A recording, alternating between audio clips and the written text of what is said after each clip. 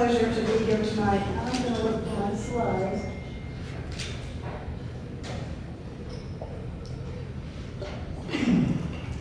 My program tonight is about thriving with stage 4 lung cancer.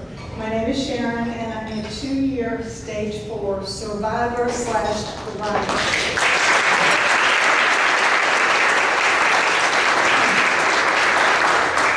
It's important for me not to just survive. I want to thrive. And to do that, I need to extract all the goodness life has to offer while I am alive. That's my definition of thriving. And this is my story.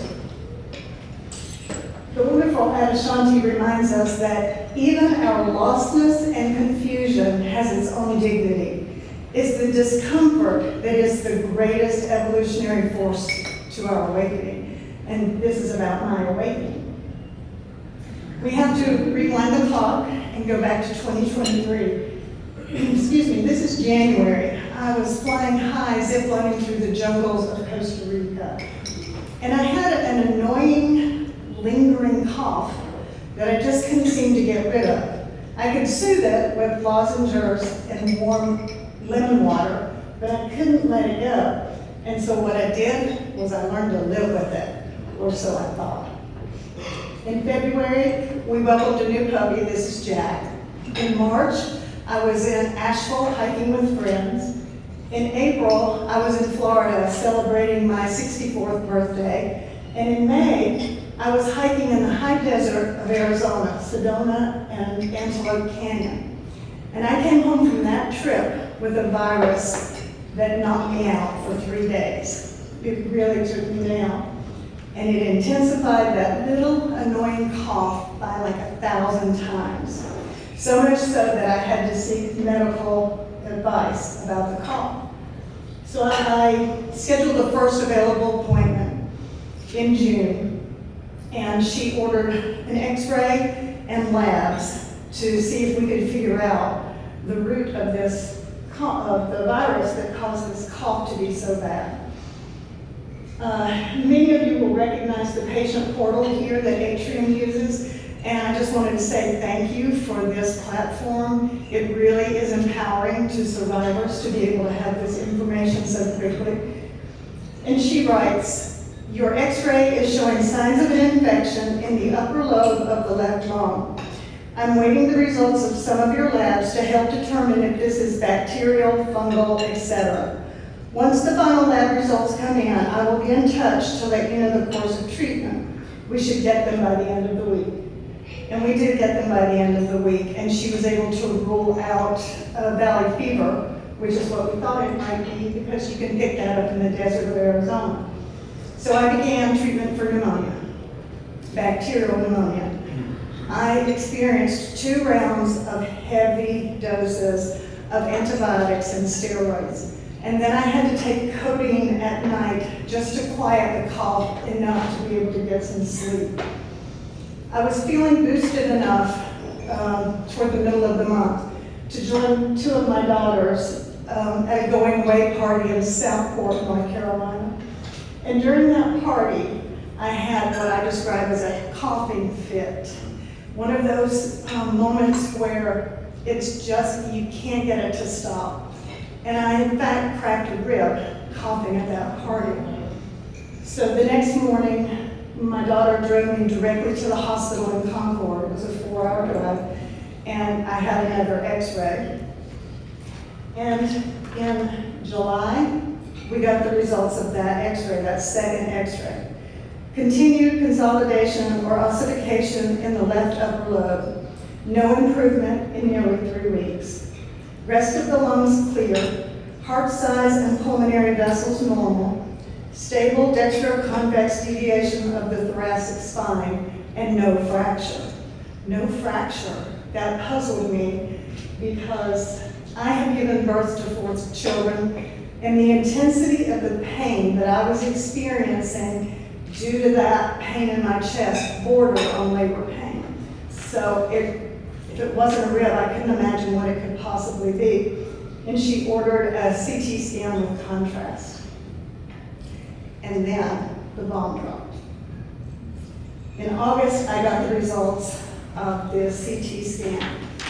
And the radiologist records left upper lobe mass with innumerable pulmonary nodules, left pleural base nodules, mediastinal adenopathy, osseous metastasis, including soft tissue component pathologic fracture at the left seventh rib. I did crack a rib, but it didn't show up on that x-ray. And probable liver lesion.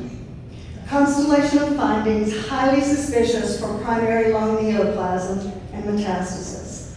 Nodular septal thickening in the left upper lobe, suspicious for lymphogenetic carcinomatosis. A softball-sized tumor in my lung and innumerable pulmonary nodules. What? How could this be happening? 2 months ago, I was hiking in Arizona. Stage 4, non-small cell lung cancer, with metastasis to the lymph and the bones, and probable involvement of the liver, the colon, and the right lung. As a healthy, active, never smoker, how could I possibly have lung cancer? In the moment of that stress, there was a cacophony of emotions and thoughts, worst case scenario, that overtook me, and they were all happening simultaneously. Shock, terror, devastated, shattered, anxiety, fear of future, grief, sadness, anger, rage, worry, disbelief, responsible, inadequate, denial, resentment, victimized, disempowered, frightened, isolated, panicked, and overwhelmed. And in that altered space, where I was in this fog, somewhere in the background I heard my doctor say, I'm going to do my best to get you an appointment with an oncologist as soon as possible. I will schedule the first available appointment. And in that moment, my world turned upside down.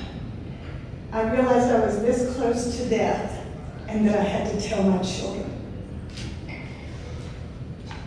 But then, I know for those of you in the room that know Dr. Hedger, you may not have seen him in his true identity, but this is so. He is a genius with a compassionate heart. Dr. Hedger is a girl dad. He knows how to hold space when the emotions are high and the situation is intense. Immediately after meeting me for the first time, he had to look me in the eyes and deliver the worst news of my life. And he did that gently and compassionately and with empathy. But he's a straight shooter. He didn't cut any corners. He didn't mince any words. And when he finished with his findings, he answered absolutely every question that we had. I say we because these are my two best friends that are my appointed healthcare advocates. And they joined me and they had a whole list of questions. Allison was his nurse at that time, and they made us feel welcome. They made us feel at home there. But my first question to Dr. Hegstrom was, are we talking about palliative and hospice care? And he said, Sharon, we could be talking about palliative and hospice care. But if you're willing, and it's totally your decision, if you're willing, I'd like to do a few tests, take a few tests to get a baseline marker of where we stand in order to create a plan of treatment. The two tests that he wanted was a biopsy for the biomarker testing and a brain MRI. The brain MRI came back clear, and the biopsy showed a mutation that was EGFR late stage. This was my self-portrait that day in Dr. Hegstrom's office. You see that shading there, that's that softball-sized tumor, and all that flecking are those innumerable pulmonary nodules. 2 years later, this is my self-portrait.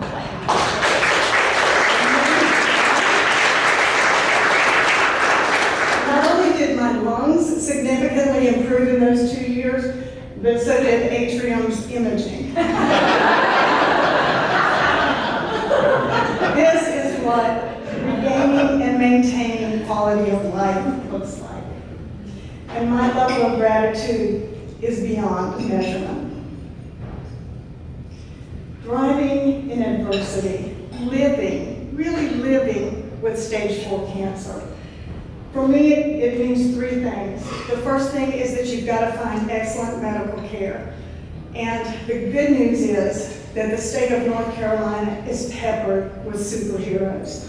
There are many white coats hiding the red capes. You got to pair that, in my opinion, you must pair that with your ability to address the mental torment and the emotional anguish that you're going to experience through this. To me, this step is just as important as the first one. They go hand in hand. And if you aren't able to deal with the mental torment and the emotional anguish, the environment that you create for yourself is going to be a toxic one. And it's going to be, your healing journey will be one that takes you 2 steps forward and 1 step back. Which brings me to my 3rd pillar, which is get support. That's what LCI is all about. And it's such a deep space in my heart of gratitude for all of you in LCI. The individuals working at LCI are some of the highest, top quality people in the world, but none more bold and beautiful and brilliant than our patient advocate, Cheryl LaCroix. Cheryl, would you please stand?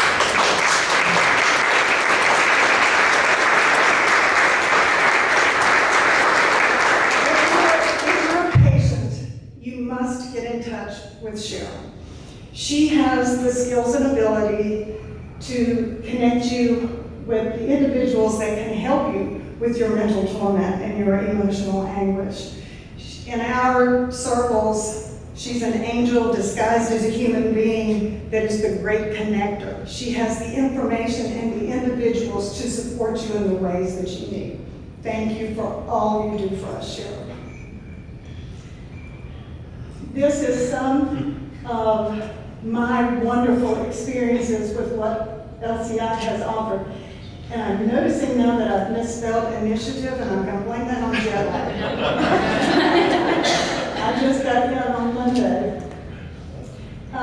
This is the retreat in the corner that Terry and David do at Camp La-Di-Da. It is beyond measurement when it comes with retreats. It's the best one I've ever had in my life, and I've had many retreats. Survivors Day celebration, the summit, and the gala. And I must point out the beautiful blonde in the middle of this screen. Many of you know Caroline. Caroline Risley dedicated her life to service. She was a nurse, and she was a nursing instructor right here in Charlotte with Atrium. We said goodbye to Allison last month. She had a 9-year journey with cancer, and she had a very rare mutation. But she remains an inspiration to all of us who knew her and loved her. I want to leave you with a philosophical question tonight. Does how you think and feel affect how you heal? I'm going to answer that for myself with a resounding 100% yes. When we're in the throes of the stress, we are instantaneously in that toxic pool. It's subconscious in nature, it's survival. We're overcome with all of these emotions and the thoughts that go with them. And the key here is not to deny it, not to bury it, not to stuff it down, but to be able to process it. And that's what Cheryl's going to help you do, is find people that can help you process that. The longer we linger here, and there are many of us who have been stuck here, stuck in this space, the longer we linger here, the more detrimental it becomes to our body's ability to heal.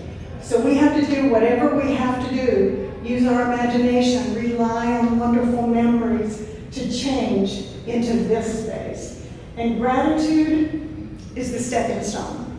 We can find a seed of gratitude in any and every situation. And gratitude opens the doors to these higher states of consciousness.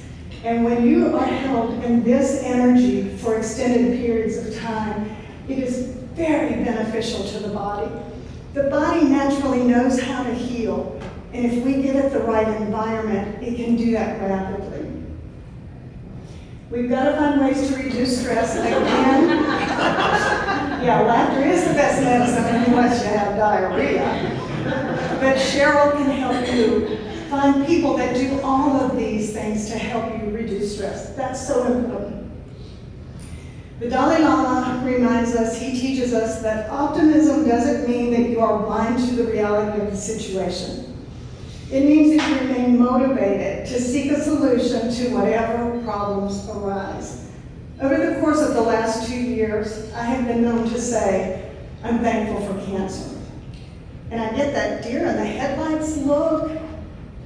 And because I've also been known to say, I would never ever have signed up for this, no matter what. And yet, I find the blessings in this journey of the last 2 years. You see, once I met Superman, I have since had 2 birthdays. This is my children and my grandchildren and my children-in-law. We were all together this year for my birthday. Life is better now. It's sweeter. It's slower. I recognize the gift of cherishing each day, not taking life for granted and rushing around as I once did. I breathe deeper. I cherish and treasure a group of friends that enrich my life. I appreciate nature and beauty with fresh vision.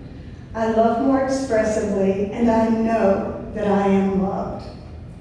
I realize the blessing of my incredible children, grandchildren, and children-in-law, some of the most loving, beautiful human beings on the planet. I honor my family and my friends with clearer, more authentic, meaningful connections. I have a whole new group of wonderful friends, many of you in this room tonight. I have a new respect for medical professionals and pharmaceuticals, especially super genius oncologists. I realize the incredible power of my mind and my emotions to influence the health of my body, and I accept responsibility for where I focus my attention. I trust deeply in the connection to Source, Creator, God, and those on the other side of the veil, including Caroline, sweet, sweet Caroline. I choose to live, really live, while I am dying. Yes, I am thankful for cancer.